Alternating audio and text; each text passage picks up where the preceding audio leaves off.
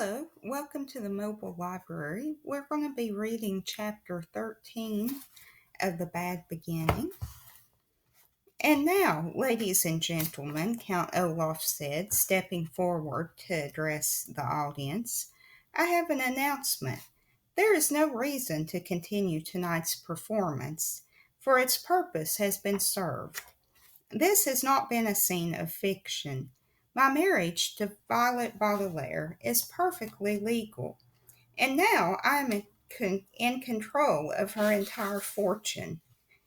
There were gasps from the audience, and some of the actors looked at one another in shock. Not everyone, apparently, had known about Olaf's plan. That can't be, Justice Strauss cried. The marriage laws of this community are quite simple, Count Olaf said. The bride must say I do in the presence of a judge like yourself and sign an explanatory document. And all of you, here Count Olaf gestured to the audience, are witnesses. But Violet is only a child, one of the actors said. She's not old enough to marry. She is, if her legal guardian agrees, Count Olaf said. And in addition to being her husband, I am her legal guardian. But that piece of paper is not an official document, Justice Strauss said. That's just a stage prop. Count Olaf took the paper from Violet's hand and gave it to Justice Strauss. I think if you look at it closely, you will see that it is an official document from City Hall. Justice Strauss took the document in her hand and read it quickly. Then, closing her eyes, she sighed deeply and furrowed her brow, thinking hard. Klaus watched her and wondered if this were the expression Justice Strauss had on her face whenever she was serving on the High Court. You're right, she said finally to Count Olaf. This marriage, unfortunately, is completely legal. Violet said I do and signed her name here on this paper. Count Olaf, you are Violet's husband and therefore in complete control of her estate. That can't be, said a voice from the audience, and Klaus recognized it as the voice of Mr. Poe. He ran up the stairs to the stage and took the document from Justice Strauss. This is dreadful nonsense. I'm afraid that this dreadful nonsense is a law, Justice Strauss said. Her eyes were filling up with tears. I can't believe how easily I was tricked, she said. I would never do anything to harm you children. Never. You were easily tricked, Count Olaf said, grinning, and the judge began to cry. It was child's play, winning this fortune. Now, if all of you will excuse me, my bride and I need to go home for our wedding night. First, let Sunny go, Klaus burst out. You promised to let her go. Where is Sunny? Mr. Poe asked. She's all tied up at the moment, Count Olaf said, if you will pardon a little joke. His eyes shone as he pressed buttons on the walkie-talkie and waited while the hook-handed man answered. Hello? Yes, of course it's me, you idiot. Everything has gone according to plan. Please remove Sunny from her cage and bring her directly to the theater. Klaus and Sunny have some chores to do before they go to bed. Count Olaf gave Klaus a sharp look. Are you satisfied now? He asked. Yes, Klaus said quietly. He wasn't satisfied at all, of course, but at least his baby sister was no longer dangling from a tower. Don't think you're so safe, the bald man whispered to Klaus. Count Olaf will take care of you and your sisters later. He doesn't want to do it in front of all these people. He did not have to explain to Klaus what he meant by the phrase take care of. I'm not satisfied at all, Mr. Poe said. This is absolutely horrendous. This is completely monstrous. This is financially dreadful. I'm afraid, however, Count Olaf said, that it's legally binding. Tomorrow, Mr. Poe, I shall come down to the bank and withdraw the complete Baudelaire fortune. Mr. Poe opened his mouth as if to say something, but began to cough instead. For several seconds he coughed into a handkerchief while everyone waited for him to speak. "I won't allow it," Mr. Poe gasped, wiping his mouth. "I absolutely will not allow it." "I'm afraid you have to," Count Olaf replied.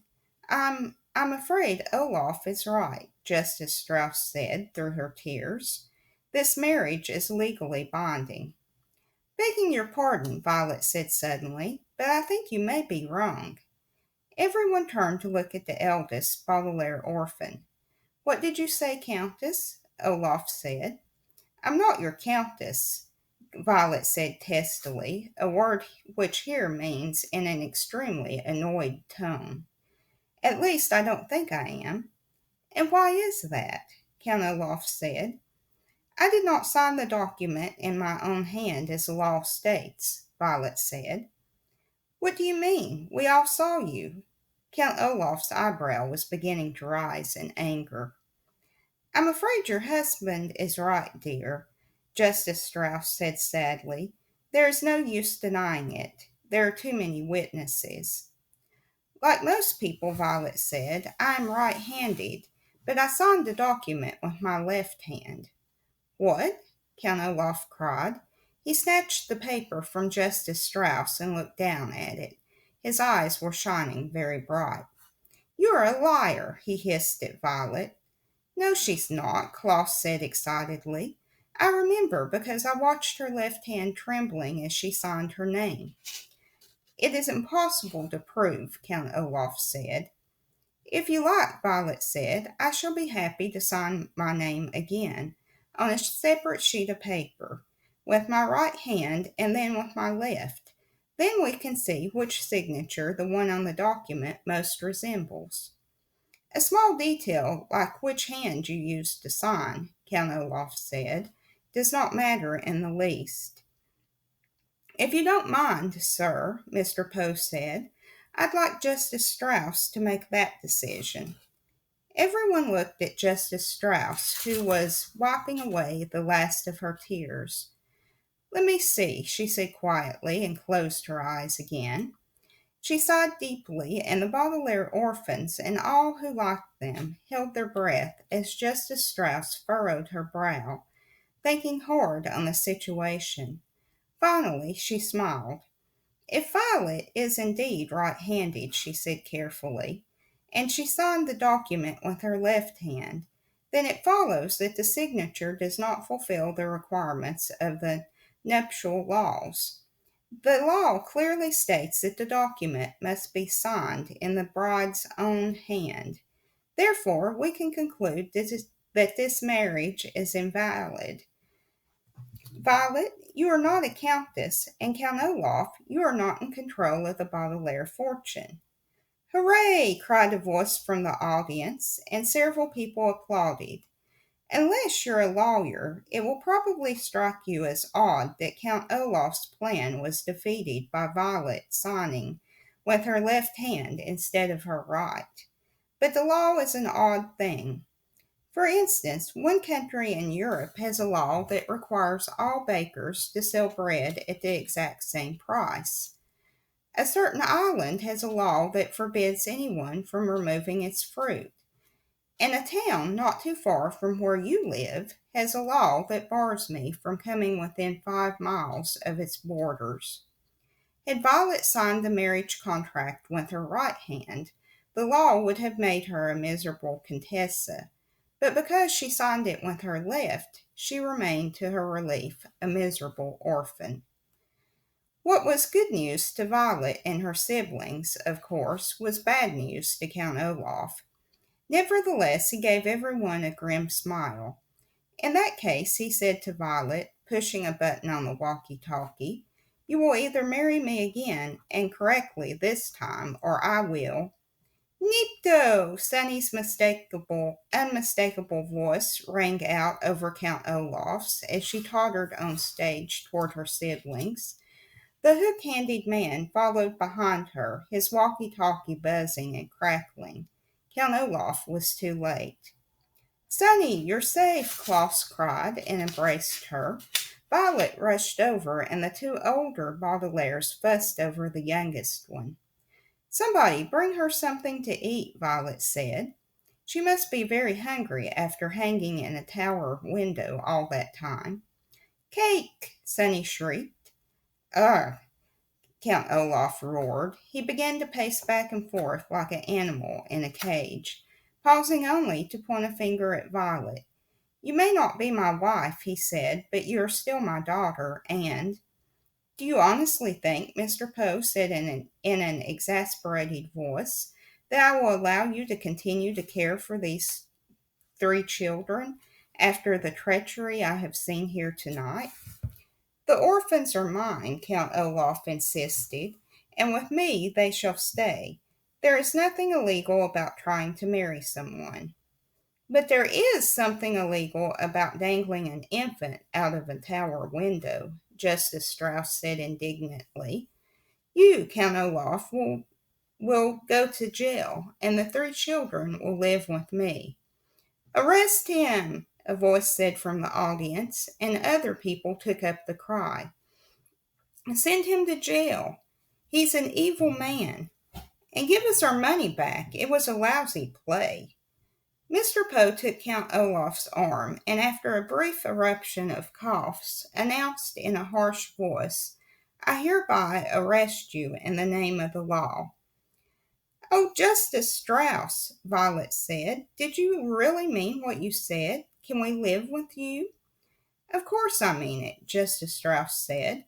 "I'm very fond of you children, and I feel responsible for your welfare." "Can we use your library every day?" Klaus asked. "Can we work in the garden?" Violet asked. "Cake!" Sonny shrieked again, and everyone laughed. At this point in the story, I feel obliged to interrupt and give you one last warning. As I said at the very beginning, the book you are holding in your hands does not have a happy ending. It may appear now that Count Olaf will go to jail and that the three Baudelaire youngsters will live happily ever after with Justice Strauss, but it is not so. If you like, you may shut this book this instant and not read the unhappy ending which is to follow.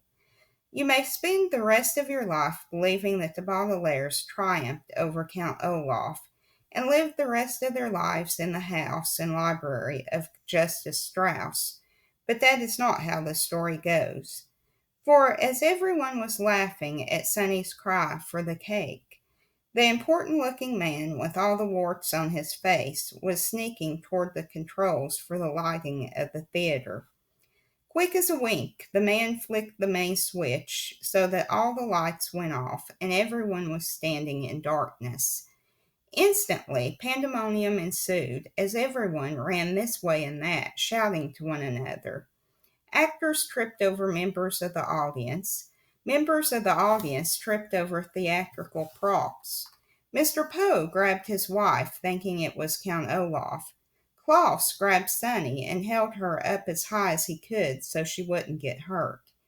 But Violet knew at once what had happened and made her way carefully to where she remembered the lights had been. When the play was being performed, Violet had watched the light controls carefully, taking mental notes in case these devices came in handy for an invention. She was certain if she could find the switch, she could turn it back on. Her arms stretched in front of her as if she were blind. Violet made her way across the stage, stepping carefully around pieces of furniture and startled actors. In the darkness, Violet looked like a ghost, her white wedding gown moving slowly across the stage. Then, just as she reached the switch, Violet felt a hand on her shoulder. A figure leaned in to whisper into her ear. "I'll get my hands on your fortune if it's the last thing I do," the voice hissed. "And when I have it, I'll kill you and your siblings with my own two hands." Violet gave a little cry of terror, but flicked the switch on. The entire theater was flooded with light. Everyone blinked and looked around. Mr. Poe let go of his wife. Klaus put Sonny down. But nobody was touching Violet's shoulder. Count Olaf was gone. Where did he go? Mr. Poe shouted. Where did they all go? The Baudelaire youngsters looked around and saw that not only had Count Olaf vanished, but his accomplices, the wart-faced man, the hook-handed man, the bald man with the long nose, the enormous person who looked like neither a man nor a woman, and the two white-faced women had vanished along with him. They must have run outside, Klaus said, while it was still dark. Mr. Poe led the way outside, and Justice Strauss and the children followed. Way, way down the block, they could see a long black car driving away into the night. Maybe it contained Count Olaf and his associates. Maybe it didn't. But in any case, it turned the corner and disappeared into a dark city as the children watched without a word. Blast it, Mr. Poe said. They're gone. But don't worry, children. We'll catch them. I'm going to call the police immediately. Violet, Klaus, and Sonny looked at one another and knew that it wasn't as simple as Mr. Poe said. Count Olaf would take care to stay out of sight as he planned his next move. He was far too clever to be captured by the likes of Mr. Poe. Well, let's go home, children, Justice Strauss said. We can worry about this in the morning when I've fixed you a good breakfast. Mr. Poe coughed. Wait a minute, he said, looking down at the floor. I'm sorry to tell you this, children, but I cannot allow you to be raised by someone who is not a relative. What? Violet cried.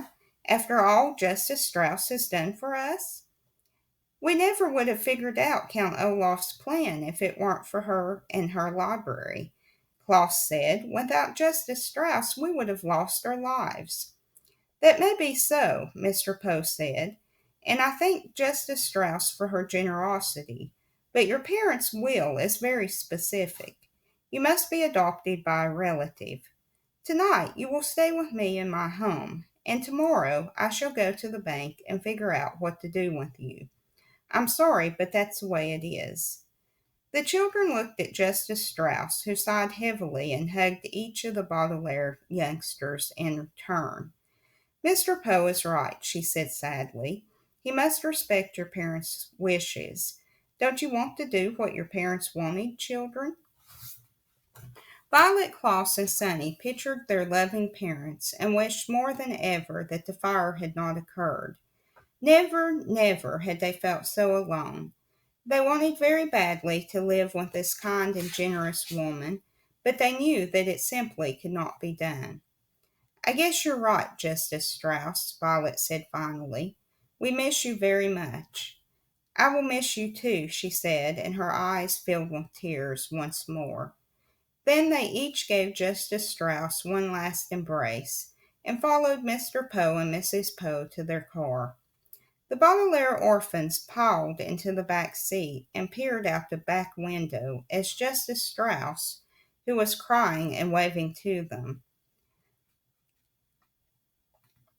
Ahead of them were darkened streets where Count Olaf had escaped to plan more treachery. Behind them was the kind judge who had taken such an interest in the three children. To Violet, Klaus, and Sonny, it seemed that Mr. Poe and the law had made the incorrect decision to take them away from the possibility of a happy life with Justice Strauss and towards an unknown fate with some unknown relative.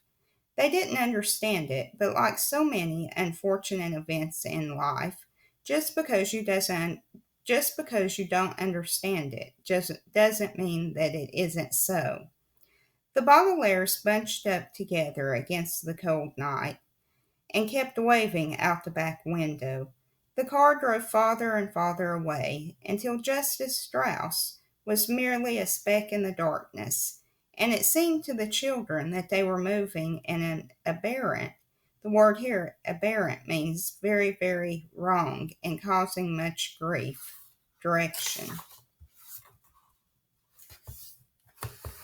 To my kind editor, I'm writing to you from the London branch of the Herpetological Society, where I'm trying to find out what happened to the reptile collection of Dr. Montgomery following the tragic events that occurred while the Baudelaire orphans were in his care. An associate of mine will place a small waterproof box in the phone booth of the Electra Hotel at 11 p.m. next Tuesday. Please retrieve it before midnight to avoid it falling into the wrong hands. In the box, you will find my description of these terrible events, entitled The Reptile Room, as well as a map of Lousy Lane, a copy of the film Zombies in the Snow, and Dr. Montgomery's recipe for coconut cream cake. I have also managed to track down one of the few photographs of Dr. Lucifont in order to help Mr. Hillquest with his illustrations. Remember, you are my last hope that the tales of the Baudelaire orphans can finally be told to the general public. With all due respect, Lemony Snicket.